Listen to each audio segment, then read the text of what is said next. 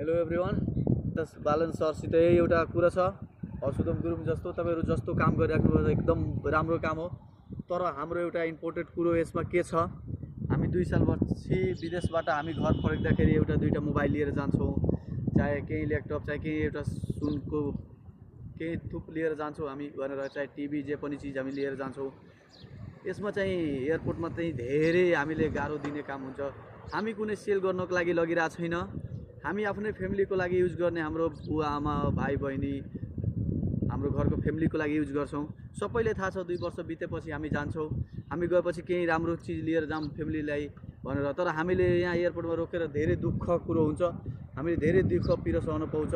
त्यत्रो मेहनत गरेर कमाएको पैसाले लिएर जान पाइरहेछ, त्यसमा पनि यस्तो दुःख नहोस् भनेर एउटा आग्रह गरेर चाहन लागि केही गर्नुस् भनेर धेरै हामी दुःख काटेर चाहिँ 2 वर्ष विदेशमा बसेर धेरै दुःख काटेर हाम्रो फ्यामिलीलाई मिस गरेर, हाम्रो फ्यामिलीलाई धेरै मिस गरेर हामी बुझेर यहाँ काम गरिरहेछौँ।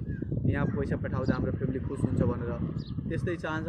तपाईहरु चाहिँ बालन सर र सुदम गुरुङसितै आग्रह छ, राम्रोसित हामीलाई पनि हेर्नुस् भनेर यही भन्न चाहन्छु। ल, थ्याङ्क यू सो मच, धन्यवाद भिडियो हेरिदिनु भनेको लागि। Thank you so much.